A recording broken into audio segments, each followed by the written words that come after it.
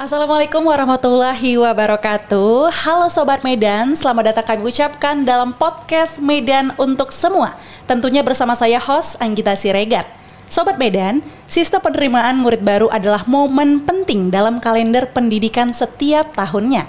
Bukan hanya sekedar proses administrasi, tetapi juga awal perjalanan panjang dalam dunia belajar bagi para calon murid. Nah, oleh karena itu, persiapan yang matang sangat dibutuhkan oleh pihak sekolah, orang tua, dan calon peserta didik. Lalu bagaimanakah sistem penerimaan murid baru tahun ajaran 2025-2026 di Kota Medan? Nah, telah hadir bersama kita dua narasumber hari ini. Yang pertama ada Kepala Seksi Kurikulum dan Penilaian Bidang Pembinaan SMP Dinas Pendidikan dan Kebudayaan Kota Medan, Bapak Prayogi SPD MPD. Selamat siang, Bapak. Selamat siang, Mbak Anggita. Iya, gimana kabarnya? Sehat, Pak? Sehat, alhamdulillah. Alhamdulillah. Dan selanjutnya narasumber yang kedua adalah Kepala Sekolah UPT SMP Negeri 1 Medan, Ibu Hajah Rohanim SPD MM. Selamat siang, Ibu. Selamat siang, Mbak Anggi. Iya, sehat. Gimana kabarnya? Alhamdulillah sehat. Alhamdulillah.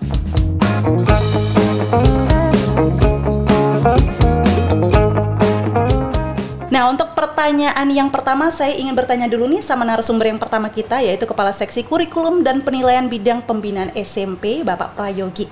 Nah, Pak, ini bisa dijelaskan ini bagaimana sistem penerimaan murid baru tahun ajaran 2025-2026? Baik, terima kasih Mbak Anggita. Sebelumnya saya ucapkan salam dulu pada audiens. Assalamualaikum warahmatullahi wabarakatuh.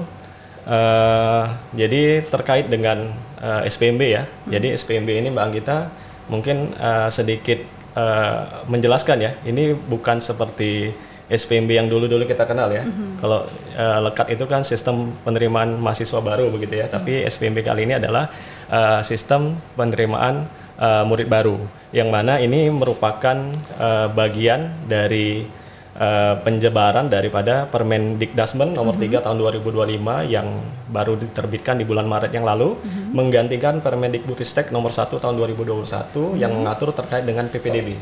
Jadi ada istilah yang berbeda. Kalau dulu kita lekat dengan istilah PPDB, penerimaan peserta didik baru. Nah, di tahun ini pemerintah memberikan satu istilah baru, yaitu SPMB ya, sistem penerimaan murid baru, yang mana di dalamnya memang mengatur poin-poin yang agak berbeda ya, tapi tidak sepenuhnya berbeda. Jadi masih banyak juga regulasi atau aturan-aturan di dalamnya yang masih sama dengan aturan yang ada di dalam PPD Permendikbudristek nomor 1 tahun 2021. Sedikit saya jelaskan, di dalamnya nanti mengatur tentang bagaimana proses alur ya penerimaan siswa baru, murid baru dari mulai tingkat SD, SMP, dan tingkat SMA, SMK. Yang mana kalau kita di Kota Medan tentu kewenangan kita ada pada tingkat TK, SD, dan SMP, begitu. Oke, baik. Nah, mungkin di sini para Sobat Medan ataupun para orang tua murid penasaran ya. Ini berapa sih jalur atau pembagian untuk penerimaan murid baru? Mungkin bisa dijelaskan Pak, jalurnya apa saja, kemudian berapa persen gitu-gitu. Baik. Jadi untuk SPMB tahun ini di Permendikdasmen nomor 3 2025 itu sudah ada ketentuan ya. Ketentuannya itu untuk jalur tingkat SD. Tingkat SD itu ada jalur sebelumnya ada 4 jalur dulu ya. Saya jelaskan ada 4 jalur, di mana ada jalur domisili, kemudian ada jalur afirmasi, ada jalur prestasi, dan yang terakhir itu ada jalur mutasi. Nah, kemudian ada perbedaan pada jenjang SD dan SMP. Nah, perbedaannya adalah pada tingkat atau jenjang SD, untuk jalur domisili sendiri itu minimalnya itu adalah 70%. 70% dari total kuota penerimaan. Minimal ya. Minimalnya. Nah, sedangkan untuk tingkat SMP itu di Permendikdasmen nomor 3 2025 disebutkan minimalnya adalah 40% untuk jalur domisili. Gitu. Nah, sementara kita di Kota Medan sendiri dengan Perwal nomor 22 tahun 2025 kita menetapkan untuk jalur domisili tingkat SD sama ya 70% minimum. Nah, kemudian untuk tingkat SMP kita tetapkan di 50% jalur untuk domisili. Jadi memang ada sedikit perbedaan, Mbak, karena memang di permennya dia minimumnya disebutkan minimum 40%, maka kemudian kita dengan kebijakan Kota Medan menetapkan untuk jalur domisili itu 50% besarannya. Nah tentu ada pertimbangan-pertimbangan. Kita berkaca dari historis 3-4 tahun yang lewat, itu data-data menunjukkan bahwa memang sebagian besar atau dominan itu adalah calon murid nanti yang mendaftar melalui jalur zonasi kalau pada waktu itu. Hari ini istilahnya berganti menjadi domisili. Nah lalu kemudian ada jalur afirmasi. Nah jalur afirmasi baik tingkat SD dan SMP itu sama, itu minimumnya 20%. Nah Kota Medan juga di dalam perwalnya juga sama menyebutkannya di 20%. Nah kemudian ada jalur prestasi. Nah jalur prestasi ini ada perbedaan, Mbak. Nah kalau di jenjang SD dia tidak ada jalur prestasi. Jadi bagi Bapak Ibu ya, orang tua kami yang ingin mendaftarkan anaknya masuk ke SD itu tidak usah khawatir harus ada menunjukkan sertifikat prestasi dan seterusnya, karena memang tidak menjadi persyaratan untuk jenjang SD. Nah, lain halnya dengan jenjang SMP. Nah, jenjang SMP itu jalur prestasi itu 25% kuotanya. Nah, nanti akan kita jelaskan lebih detail ya, Mbak, ya, nanti prestasi seperti apa. Nah, kemudian yang terakhir adalah jalur mutasi. Nah, jalur mutasi ini ada di 5% kuotanya dari total kuota keseluruhan, seperti itu. Baik, mungkin para Sobat Medan penasaran ya, ini apa sih perbedaan masing-masing dari jalur penerimaan murid baru di tahun ini. Oke, kita lanjutkan dulu pertanyaan yang pertama untuk Ibu Kepala Sekolah. Bagaimana Bu persiapan sekolah untuk menyambut penerimaan murid baru? Terima kasih Mbak Anggi. Assalamualaikum warahmatullahi wabarakatuh. Selamat sore, salam sejahtera untuk kita semuanya. Pasti kalau untuk persiapan sekolah menyambut penerimaan murid baru, nah setelah kita mendapatkan sosialisasi dari Dinas Pendidikan dan Kebudayaan Kota Medan, kita membentuk panitia sekolah. Nah, panitia sekolah. Nah, kemudian kita juga menyosialisasikan. Nah, Juknis SPMB itu kepada warga sekolah. Kemudian juga bisa persiapannya adalah membuat flyer. Nah, flyer yang kita unggah di media sosial. Kemudian juga kita buat spanduk di sekolah-sekolah kita. Nah, agar masyarakat tahu bahwa bagaimana sih sistem penerimaan murid baru di sekolah itu persiapan. Selain itu juga, nah ada persiapan secara fisik pastinya. Namanya kita akan mendapatkan murid baru. Nah, fisik sekolah siap untuk menerima anak-anak kita yang masuk di sekolah kita. Seperti itu. Oke, baik. Ya. Kalau untuk persiapan secara online kan tadi sudah matang ya Bu, yang mungkin akan disebar flyer atau sosial media.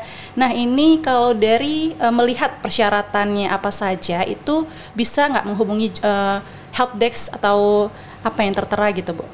Baik Mbak Anggi. Dan warga Kota Medan, pastinya ayah dan bunda yang akan mendaftarkan anak-anak kita, putra-putri kita tercinta ke sekolah pilihannya, maka di sekolah itu menyiapkan helpdesk atau narahubung.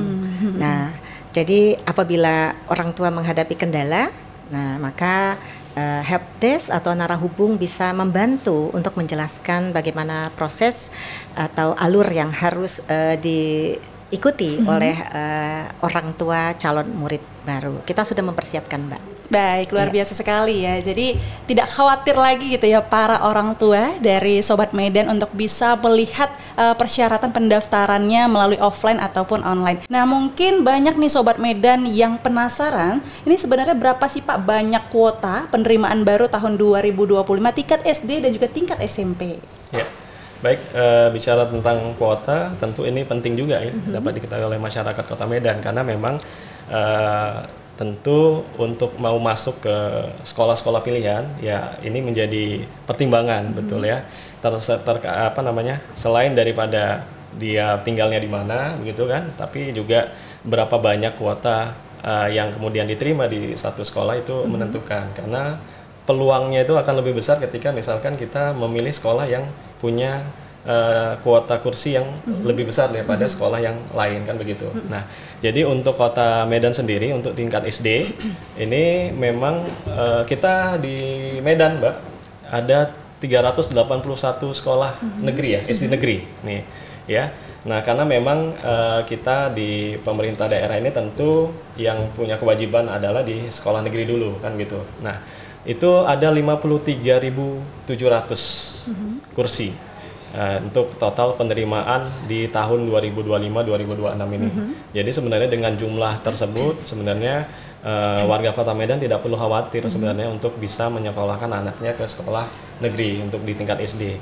Nah, untuk di tingkat SMP kita ada 12.400 ya, 12.400 kursi untuk di total 45 SMP negeri yang tersebar di hampir di semua kecamatan ya Mbak ya, karena memang kondisinya saat ini ya kita ada dua kecamatan yang memang belum memiliki SMP negeri. Nah, ini ada satu di Kecamatan Medan Perjuangan dan satu lagi ada di Kecamatan Medan Polonia.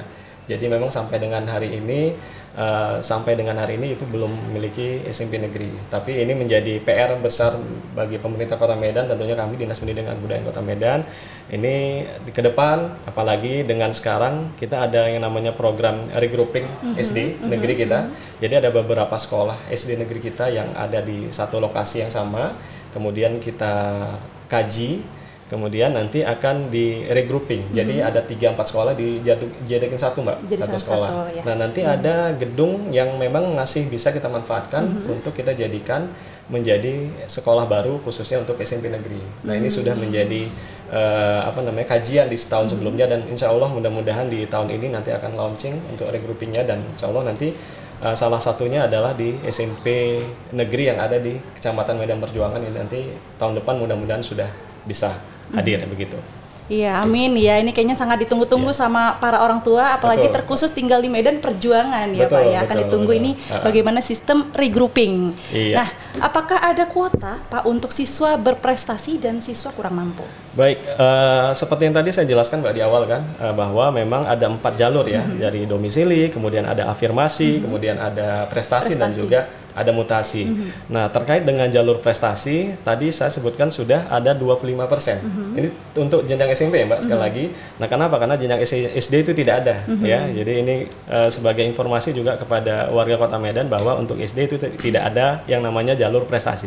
Nah, untuk SMP ada 25% dari total kuota tadi. Jadi kalau kita tadi 12.400, maka 25%-nya itulah kuota untuk jalur prestasi. Dan ini tersebar di 45 SMP negeri tadi gitu. Nah, tentu untuk jalur prestasi ini apa-apa saja kan begitu yang termasuk ke dalam jalur prestasi. Nah, bagi warga Kota Medan, anak Bapak Ibu, Ayah Bunda yang kebetulan anaknya memiliki prestasi yang baik dari sisi akademik maupun non-akademik, ini silakan saja mendaftar dari jalur prestasi. Jadi yang paling penting sebenarnya Mbak dalam SPMB ini sebenarnya di awal itu harus jeli dulu menentukan jalur mana yang mau dipilih. Karena jalur yang akan kita pilih itu akan sangat menentukan peluang anak kita itu nanti bisa lulus atau tidak di sekolah yang kita tuju begitu. Nah, dari jalur prestasi tadi kan ada akademik dan non-akademik. Nah, akademik ini dari mana? Penilaiannya adalah dari SKL-nya. Jadi kalau ini kan nanti karena pendaftaran kita kan mulai di tanggal 9 Juni sampai dengan tanggal 19 Juni prosesnya. Nah, tentu ini belum keluar ijazah nih Mbak. Ijazah SD kan belum keluar. Nah, tapi hari ini ya tanggal 2 Juni itu sudah pengumuman di sekolah-sekolah baik tingkat SD maupun SMP. Nah, jadi mereka nanti bisa mendaftar dengan SKL, surat keterangan lulus. Nah, yang mana di surat keterangan lulus itu sudah tertera nilai mata pelajaran si anak tadi. Ya, itu rekapitulasi dari mulai semester 5 semester terakhir kalau di tingkat SD. Nah, untuk di tingkat SMP nanti adalah 5 semester terakhir juga ya, itu untuk di tingkat SMP. Jadi itu nanti bisa dipakai untuk digunakan sebagai bahan masuk melalui jalur prestasi. Nah, selain itu kalau misalkan ada anak-anak kita yang memang punya prestasi akademik, contoh dia juara lomba olimpiade, olimpiade sains mungkin ataupun olimpiade olahraga, kalau yang non akademiknya itu bisa. Itu sangat bisa sekali, nanti bisa menambah poin. Karena nanti ada penilaiannya. Jadi bukan hanya nilai rapot tapi juga ada nilai tambahan dari lomba-lomba yang dia ikuti. Baik lomba yang sifatnya akademik maupun yang non-akademik. Non-akademik itu luas sekali, Mbak.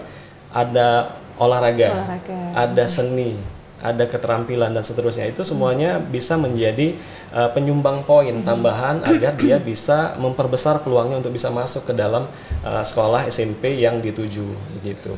Oke, baik. Jadi memang jelas sekali ya, ini dari jalur prestasi pun bisa dari akademik ataupun non-akademik. Tapi mungkin penasaran ini Sobat Medan. Ini kan apakah jalurnya ini bertahap, Pak? Apa itu dibuka secara serentak?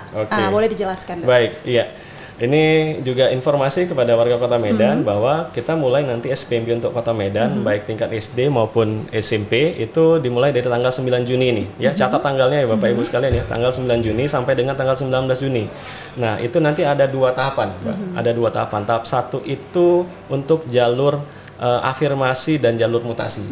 Nah, jadi itu dibuka dari dimulai tanggal 9 sampai tanggal 12 Juni.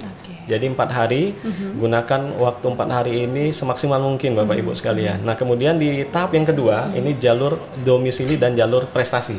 Nah, ini kita mulai nanti proses pendaftaran itu tanggal 16 sampai dengan tanggal 19 Juni. Ya, jadi jangan lupa Bapak Ibu sekalian, tadi di awal saya katakan jeli dulu dalam memilih jalurnya yang mana. Ya. Karena memang itu sangat menentukan. Contoh misalkan ada anak kita tinggalnya memang dekat dengan sekolah SMP negeri yang kita tuju, maka ya silakan pilih jalur domisili begitu.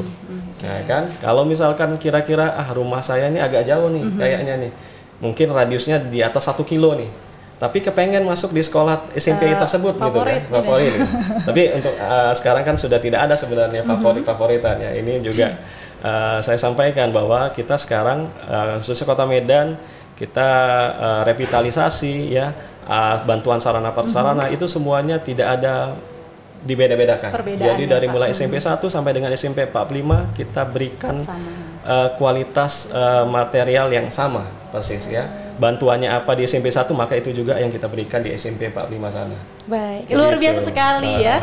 Terima kasih Bapak Prayogi. Mungkin ini penasaran juga kalau kita berbicara tentang bantuan. Wah, mungkin ada nanti orang tua yang penasaran gitu ya. Nah, kalau misalnya nih Pak, kategori siswa ataupun siswi yang kurang mampu, apakah ada beasiswanya Pak? Baik. Di jalur SPMB ini sendiri sebenarnya kan kita sudah ada juga tuh jalur afirmasi.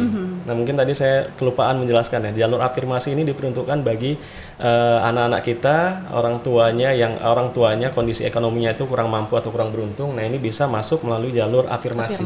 Yang 20% tadi. Nah 20% ini pun itu di dalamnya nanti terbagi dia. Ada 17% yang memang kita peruntukkan bagi yang ekonominya kurang mampu dan ada 3% yang kita sediakan nanti untuk disabilitas. Ya, untuk anak berkebutuhan khusus begitu. Nah, jadi 17% kuota di setiap sekolah ini bisa dimanfaatkan oleh Bapak Ibu warga Kota Medan yang kebetulan mungkin saat ini termasuk ke dalam golongan orang-orang yang kurang mampu, kurang beruntung dari sisi ekonominya. Nah, itu nanti persyaratannya apa? Persyaratannya kalau kita kan punya database. Kalau dulu namanya DTKS ya, Data Terpadu Kesejahteraan Sosial, yang itu terdata di Kemensos. Nah, tahun ini pun masih sama, Mbak, itu sebagai source kita, yang utama itu dari situ. Ketika Bapak Ibu terdata, misalkan sebagai penerima PIP anaknya, atau mungkin PKH kalau untuk orang tuanya kan gitu, itu nanti akan langsung terdeteksi di aplikasi kita. Jadi sebenarnya nanti tinggal memasukkan menginput nick-nya itu otomatis akan ketahuan. Nah, si anak atau orang tuanya ini termasuk ke dalam PKH atau PIP atau tidak. Nah, kalaupun misalkan tidak, karena kan begini, Mbak, data kesejahteraan sosial ini kan luar biasa ragamnya nih. Jadi ada yang memang kebetulan warga kita ini kebetulan memang kurang mampu, tapi kemudian tidak atau belum terdaftar sebagai penerima PKH ataupun PIP, maka itu bisa juga memanfaatkan fasilitas yang kita sediakan juga. Itu nanti kami sudah berkoordinasi dengan Dinas Sosial Kota Medan, maka mereka siap untuk nanti membantu menerbitkan surat keterangan tidak mampunya, tapi suratnya tidak diterbitkan oleh lurah ataupun camat, tapi langsung oleh Dinas Sosial. Karena memang di dalam SPMB ini kita melibatkan bukan yang Dinas Pendidikan dan Kebudayaan Kota Medan, tapi ada Dinas Sosial, ada Kominfo, dan juga ada Dinas Kependudukan dan Catatan Sipil. Jadi memang ini kita tim ya, teamwork begitu.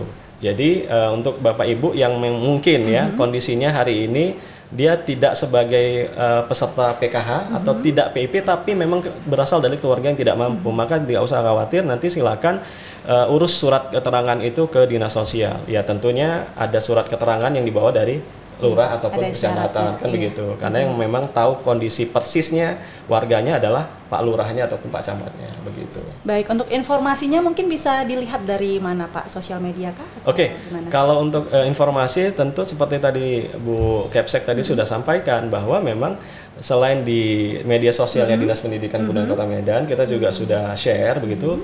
Itu juga bisa dilihat di media sosial sekolah-sekolah kita. Jadi bukan hanya sekolah SMP negeri, tapi kita sudah share dan sudah kita lakukan sosialisasi kepada kepala-kepala sekolah SD negeri. Dan kepala sekolah SD negeri ini nanti sebagai dia ketua rayon begitu ya di kecamatan masing-masing, ini juga sudah menyampaikan informasi ini harusnya sudah ke sekolah-sekolah swasta. Nah, harapannya adalah informasi yang kami berikan dari dinas ya estafet ke kepala sekolah menyampaikan kepada wali murid. Nah, wali murid ini kan sebagai nanti yang akan nanti memakai fasilitas SPMB tersebut kan begitu. Jadi semestinya memang informasi hari ini bisa sangat gampang didapatkan asal memang orang tua warga Kota Medan, ayo kita mau cari tahu, rajin gitu. update seperti Tinggal itu cari ya, tahu Pak. aja, misalkan kunjungi website atau media sosialnya sekolah, mungkin SMP Negeri 1 atau SMP Negeri 2 dan seterusnya, itu pasti sudah memuat. Karena memang itu sudah kita himbau dari semenjak 2 minggu yang lalu ya, Bu Kepsek ya, itu sudah kita minta sekolah itu untuk share ke media sosialnya. Begitupun kalau misalkan yang maaf mungkin ada yang masih gaptek atau mungkin saya nggak punya HP Android seperti itu, jadi atau kuotanya terbatas begitu. Nah silakan saja, mungkin kebetulan lewat dari sekolah SMP negeri kita atau sekolah SD negeri kita, itu biasanya sudah ada flyer ataupun spanduk yang sudah terpampang di sekolahnya, dan itu memuat informasi yang saya pikir cukup lah untuk bisa menggambarkan bagaimana sistem penerimaan murid baru yang akan kita mulai buka di tanggal 9 Juni mendatang. Oke, baik. Sepertinya sudah jelas sekali ya Sobat Medan. Jadi Sobat Medan bisa melihat dari masing-masing sekolah yang ingin didaftar atau sosial media dari masing-masing sekolah. Baik, kita lanjutkan lagi untuk Ibu Kepsek. Nah, kalau tadi kita sudah banyak membahas tentang jalur penerimaan siswa-siswi baru, Bu. Ini kalau dari sekolah nih, Bu, kendala apa saja yang biasanya terjadi saat pendaftaran murid baru? Ya, terima kasih Mbak Anggi. Ayah dan Bunda, ya, bahwa apabila nih ada kendala yang dihadapi oleh orang tua siswa dari tahun-tahun sebelumnya juga ada, jadi sekolah siap untuk membantu. Dalam arti kita sudah share flyer yang ada narahubung. Kemudian apabila nih orang tua tidak memiliki media sosial atau Android seperti dikatakan tadi oleh Pak Kasih, boleh orang tua calon murid baru boleh datang ke sekolah untuk menanyakan persyaratannya apabila masih ada yang kurang jelas. Jadi setiap satuan pendidikan, nah apalagi kita sudah diberikan pembekalan oleh Dinas Pendidikan dan Kebudayaan Kota Medan, mulai kita mengunggah di media sosial, kemudian kita juga buat spanduk, kemudian itu pada saat itu juga kepala sekolah yang diundang untuk sosialisasi tidak hanya kepala sekolah SMP, tapi juga kepala sekolah SD. Nah, jadi kita juga siap, sekolah-sekolah siap untuk membantu para orang tua calon murid baru. Nah, untuk menyelesaikan kendala, contohnya mereka yang gaptek nih misalnya, atau kuotanya paketnya sudah habis gitu, boleh datang ke sekolah, kami siap membantu untuk memberikan informasi secara langsung seperti itu. Sangat welcome ya Bu, ya sekolah. Luar biasa sekali. Mungkin boleh dikasih tahu untuk nomor narahubungnya ke Sobat Medan. Baik Ayah Bunda yang membutuhkan untuk narahubung, nah khususnya di UPT SMP Negeri 1 Medan, ini bisa menghubungi narahubung di nomor 0823 6263 itu atas nama Pak Hairul. Kemudian 0822 77569128 atas nama Pak Sagianto. Seperti itu Pak. Baik ya, jangan lupa Sobat Medan langsung dicatat ya. Baik, mungkin ada yang penasaran ini ya Bu ya, tentang batas usia murid baru. Nah ini bagaimana Bu? Berapa sebenarnya batas usia untuk murid baru? Kadang kan ada nih Bu yang lewat 1 bulan, lewat 1 hari, ini gimana? Benar, terima kasih Mbak Anggi. Untuk batas usia ini memang sudah ada aturannya. Jadi batas usia maksimal untuk murid baru kelas 7 itu adalah 15 tahun. Per 1 Juli 2020 tahun berjalan. Nah, jadi kalau sekarang adalah 15 tahun per 1 Juli tahun 2025. Oke, Seperti itu, Mbak. baik ya. Jadi kalau lewat 1 hari gimana? Sudah dinyatakan lewat. Sudah lewat ya. Sudah, berarti kita harus tetap berpatokan ya Bu ya pada persyaratan ya. Benar, Mbak. Oke, baik. Izin Mbak Anggita Ya, menambahkan ya, silakan, mungkin Pak. tadi ini sebenarnya aware gitu ya untuk warga Kota Medan, Bapak Ibu sekalian. Tentu tadi sudah disampaikan Bu Kepsek bahwa persiapan kita baik di tingkat dinasnya, kemudian di tingkat sekolah ini mungkin sudah semaksimal mungkin begitu ya. Tetapi ini juga berkaca dari pengalaman tahun-tahun sebelumnya bahwa terkait tadi ada narah hubung maupun help desk kan begitu. Nah mungkin kan kadang-kadang ada orang tua yang mungkin tidak puas kalau hanya melalui WA ataupun telepon. Betul. Nah dia pengen kalau puas tuh mesti datang dulu Mbak. Nah, mesti datang ke sekolah. Nah ketika datang ya syukur-syukurnya kalau dia datang langsung memang bertemu dengan help desk dan memang itu official ya, official daripada sekolah tersebut. Nah ini banyak sekali ya ini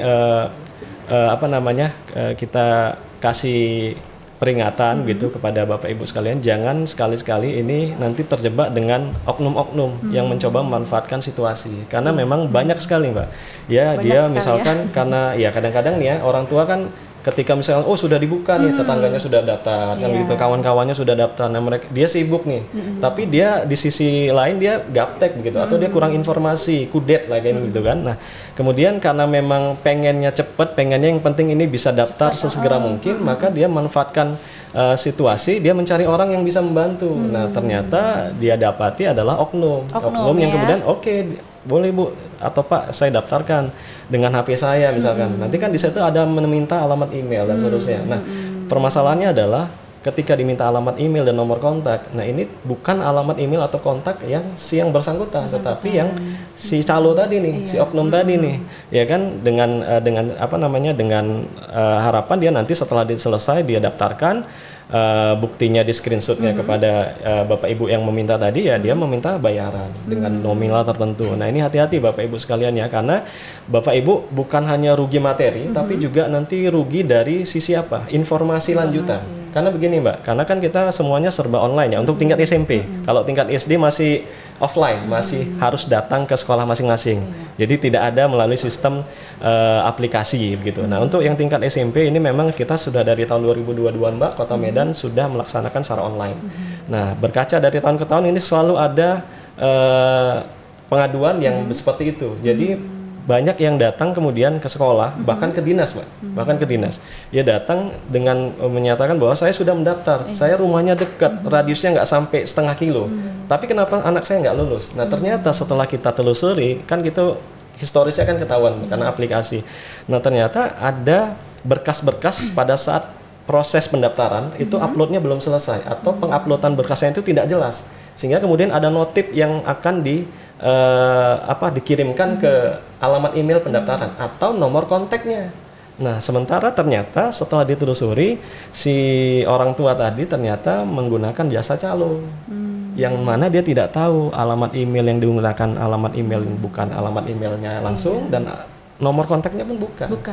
Nah, kita SOP-nya adalah ketika misalkan ini sudah kita sampaikan kepada sekolah-sekolah bahwa jangan sampai calon murid baru yang mendaftar itu dirugikan. Dalam artian kalau misalkan dia mendaftar tapi ada berkas yang masih kurang atau berkas yang diupload tadi kurang jelas, maka silakan dihubungi. Karena melalui aplikasi itu langsung nanti masuk melalui email. Tapi kan terkadang kita kan sering nggak mengecek email ya. Yang gampang sekali apa? Melalui nomor kontak WA. Nah, tolong di WA-kan ya. Kalau memang tidak direspon, ditelepon. Begitu. Sampai batas waktu yang sebelum pengumuman kan begitu. Nah, itu SOP kita, Mbak. Tapi itu tadi banyak juga yang kondisinya dihubungi juga tidak respon, di telepon juga tidak ngangkat. Mungkin itu tadi salah satunya karena memang yang mendaftarkan ini adalah bukan nomor kontaknya yang mendaftar, tapi menggunakan oknum tadi. Maka tolong ini hati-hati Bapak Ibu sekalian, datang langsung ke sekolah yang dituju. Kalau memang misalkan ada kekurangan tadi atau kekurangan informasi atau keterbatasan dari mengakses aplikasinya yang memang mungkin tidak mampu atau gaptek, ya itu langsung aja ke sekolah. Tentu di sana sudah ada tim yang resmi ya, ofisial di situ. Yang sangat Begitu. welcome tentunya. Sangat ya, welcome. Pak. Dan luar tidak biasa. ada pungutan apapun. Tidak Gratis. ada pungutan ya. Gratis. Iya, Iya. baik, luar biasa sekali. Ini terkhusus untuk orang tua yang sedang menonton. Ini Iya. jadi ini loh Pak, jadi lebih aware gitu Iya, ya. Aduh, ini betul. nggak boleh nih seperti Betul. ini. Nomornya ini berbeda loh dengan yang ditampilkan di Iya. spanduk sekolah. Harus hati-hati ya. Dan ini masih penasaran ini ya Pak, Iya. terkait tentang mungkin tadi sudah dijelaskan ya untuk kuota siswa-siswi yang disabilitas. Nah, untuk kategori disabilitas ini apa aja Pak? Baik, untuk kategori disabilitas, tapi kami menyebutnya lebih suka dengan sebutan ABK ya, Oke. anak berkebutuhan khusus begitu. Nah, untuk anak berkebutuhan khusus sendiri ini memang ini sangat luas ya. Jadi siapapun atau apapun bentuk disabilitasnya atau kebutuhan khususnya itu silakan saja. Kita dalam SPMB Kota Medan ini tidak membatasi sebenarnya, karena memang di aturan sendiri pun itu tidak dibatasi. Kita yang jelas untuk di tingkat SD maupun di SMP negeri ya, itu bahkan memang sebenarnya untuk swasta pun sebenarnya ini juga menjadi kewajiban juga sebenarnya ya, supaya ini juga didengar oleh sekolah-sekolah swasta bahwa kalau misalkan ada calon murid baru yang kebetulan punya keterbatasan atau berkebutuhan khusus mendaftar ke sekolah kita, itu tidak boleh ditolak karena ini sudah menjadi aturan ya. Ini kan ada undang-undangnya nih tentang disabilitas, dan kita Kota Medan sendiri pun sudah punya yang namanya unit layanan disabilitas. Nah, maka ini semuanya kita mengakomodir ya untuk anak-anak kita yang berkebutuhan khusus, apapun bentuk kebutuhan khususnya tadi atau bentuk disabilitasnya, itu silakan saja mendaftarkan ke sekolah-sekolah kita yang ada di Kota Medan. Memang tapi kondisi ya, fasilitas dan juga pelayanan guru yang memang ada di setiap sekolah ini memang yang ini tidak bisa kita maksimalkan. Kenapa? Karena memang sampai dengan hari ini kita Kota Medan untuk sekolah negeri sendiri memang tidak ada guru khusus ya, ataupun pendamping khusus yang memang punya basic untuk mengajar atau menangani anak-anak yang berkebutuhan khusus. Dan begitu juga dengan fasilitas sarana yang ada di sekolah. Ini juga sarananya masih sarana-sarana yang standar sekali, belum ada yang khusus memang untuk misalkan dia anak-anak yang mungkin tunanetra begitu ya, atau tunarungu atau tunadaksa, itu tidak ada memang fasilitas khususnya. Yang mana memang tetapi memang di sini sekolah tidak boleh menolak gitu. Kalaupun misalkan ada kebetulan anak kita yang memang berkebutuhan khusus atau ada disabilitas tertentu ya mendaftar, ya kami akan menerima begitu. Tapi dengan ketentuan itu tadi konsekuensinya. Nah, maka biasanya kami akan komunikasi melalui sekolah, nanti komunikasi dengan orang tua atau wali. Misalkan anaknya nanti apa kebutuhan khususnya nih. Nah, kalau bisa memang didampingi, ada orang tua atau anggota keluarga yang ikut mendampingi. Karena kadang-kadang misalkan ada anak yang autis, ada anak yang slow learner. Ini kan butuh perlakuan khusus nih. Nah, sementara kita umumnya di sekolah-sekolah negeri itu kan gurunya untuk satu mapel itu kan untuk di sekolah itu, di kelas itu ada 32 siswa, maka dia bukan guru hanya untuk siswa yang khusus tadi, tapi untuk 32 yang lain kan begitu. Maka memang ya harus dimaklumi dari sisi itu. Tetapi memang kita tidak pernah atau tidak boleh menolak. Intinya kalau Bapak Ibu, anak Bapak Ibu yang berkebutuhan khusus, sampaikan langsung. Dan memang di jalur pendaftaran sendiri pun sudah dikhususkan tuh, yang 3% tadi kuotanya. Ya, jadi sekali lagi saya sampaikan kepada Bapak Ibu warga Kota Medan yang mungkin ya memiliki anak yang berkebutuhan khusus, jadi silakan saja mendaftar melalui jalur afirmasi, yang mana memang tadi kuotanya 3% tadi itu bisa dimanfaatkan. Yang penting ada komunikasi nanti yang baik dengan pihak sekolah. Untuk apa? Ini kedepannya nanti supaya Bapak Ibu Kepala Sekolah ini bisa melakukan langkah-langkah preventif ya, mempersiapkan segala hal-hal yang mungkin akan dibutuhkan ya, komunikasi dengan Bapak Ibu guru, dan mungkin juga nanti dalam hal menempatkan di kelasnya yang seperti apa kan begitu. Nah, ini semuanya perlu kerjasama yang baik dengan Bapak Ibu sekalian. Jadi tidak usah khawatir bahwa kuota anak-anak yang berkebutuhan khusus ini tidak bisa sekolah di sekolah formal, sekolah yang pada umumnya itu anggapan itu tentu salah ya. Jadi kita khususnya Kota Medan, kita sejak dari PPDB ya, dari zamannya PPDB yang Permendikbudristek 1 2021 itu sampai dengan hari ini, kuota untuk anak berkebutuhan khusus ataupun disabilitas itu tetap kita sediakan dan kita welcome. Tidak ada yang namanya tidak boleh anak berkebutuhan khusus untuk sekolah di sekolah formal dan bergaul dengan anak-anak pada umumnya, begitu Mbak Anggita. Iya, baik, luar biasa sekali. Jadi memang sekolah ini harus tetap welcome ya Pak ya dengan anak-anak ABK. Betul. Nah, ini ada lagi nih Pak, mungkin ini agak sedikit melenceng. Iya. Mungkin ada sedikit mendengar tentang tebus ijazah. Nah, ini boleh nggak Pak dikasih tahu ke masyarakat Kota Medan, tebus ijazah ini apa sih dan bagaimana mekanismenya? Baik Mbak Anggita, bagus sekali dimunculkan ya, karena walaupun mungkin tidak terkait langsung dengan SPMB-nya sendiri, tetapi ini adalah bagian penting dari program prioritasnya Bapak Wali Kota Medan beserta Bapak Wakil Wali Kota Medan. Jadi tebus ijazah ini sebenarnya adalah bagian dari bantuan anak putus sekolah.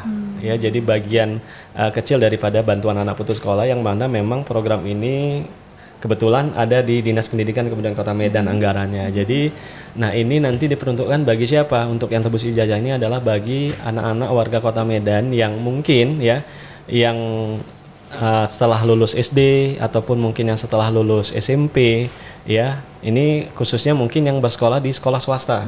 Kenapa? Karena kalau sekolah negeri kita bisa pastikan Mbak Anggita bahwa tidak ada satupun alumni SD ataupun SMP negeri yang ijazahnya masih tertahan atau ditahan dengan sengaja oleh kepala sekolahnya, kecuali memang ada kondisi-kondisi tertentu yang ya kita sudah datangi rumahnya, sudah coba komunikasi tapi memang ijazahnya memang tidak diambil. Itu ada juga seperti itu Mbak kondisinya ya. Tapi kalau karena tunggakan biaya pendidikan itu kita pastikan untuk di sekolah negeri itu tidak ada.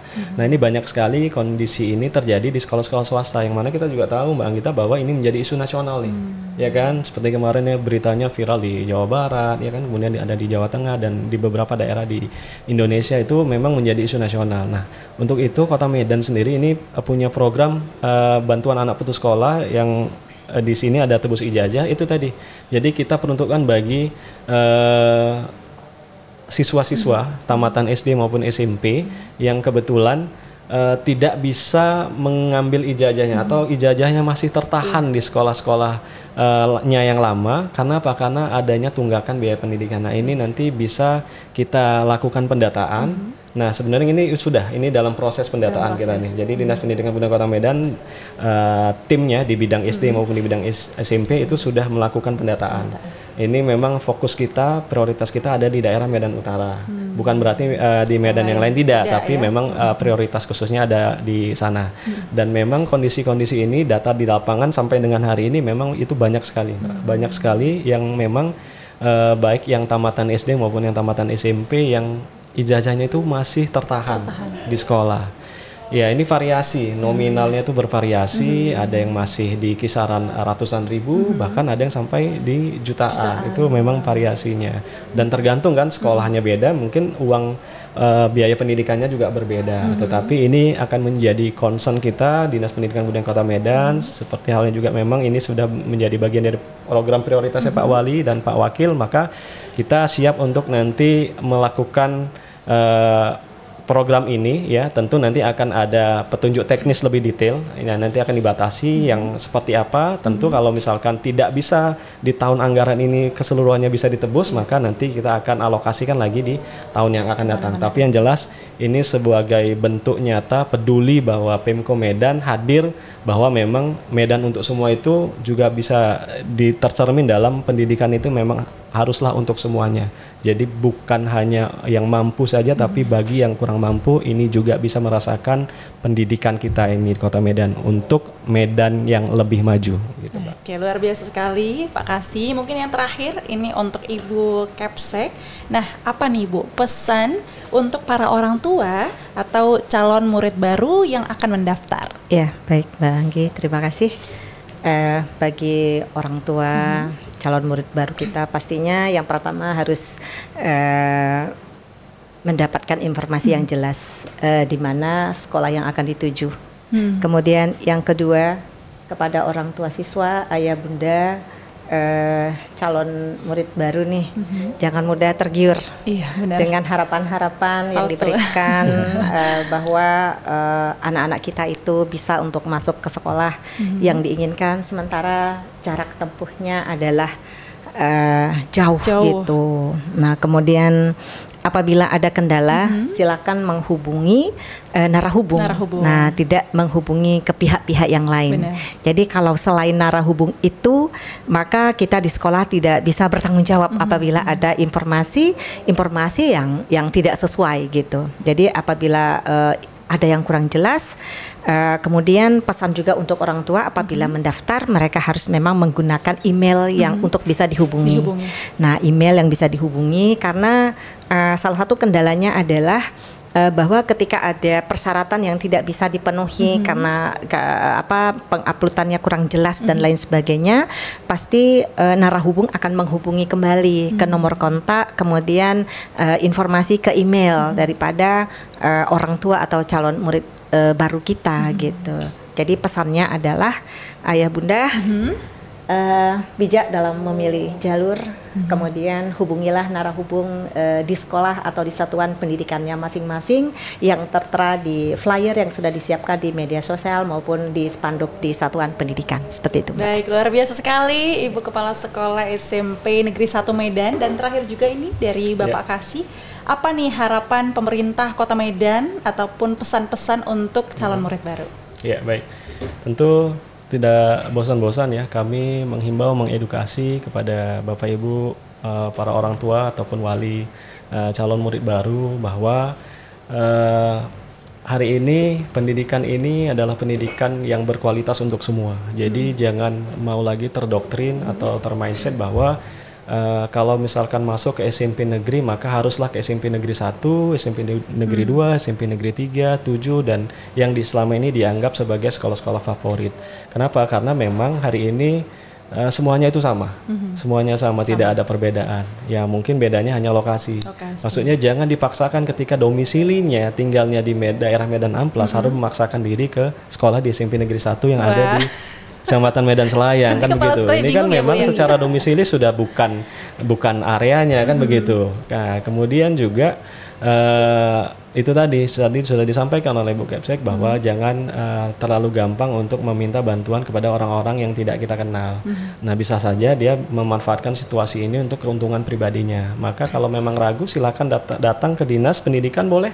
Nanti kita juga ada help desk-nya, dan kalau mau lebih yakin silakan juga datang ke sekolah yang dituju. Misalkan rumahnya tadi di daerah Medan Kota itu banyak pilihannya tuh, ada SMP 2, ada SMP 3, ada SMP 4, ada SMP 6, SMP 8 yang ada di relatif di sekitaran situ. Itu silakan saja datang langsung ya. Nanti minta tolong seperti apa informasinya akan diberikan secara utuh dan jelas. Saya pikir ini harapan kita bersama kepada warga Kota Medan baik supaya lebih cerdas ya dalam menentukan pilihan. Karena memang pilihan itu menentukan peluang untuk bisa diterima di sekolah-sekolah yang tadi dituju, begitu Mbak. Baik, luar biasa sekali. Terima kasih untuk dua narasumber kita di siang hari ini. Nah, tentunya Sobat Medan, sistem penerimaan murid baru bukan hanya sekedar formalitas, melainkan titik awal penting dalam mencetak generasi cerdas, berkarakter, dan siap menjadi penerus bangsa. Maka dari itu dibutuhkan peran orang tua murid dan tenaga pendidik untuk memberikan bimbingan dan suasana yang menyenangkan agar mereka bisa melewati tahap ini dengan percaya diri.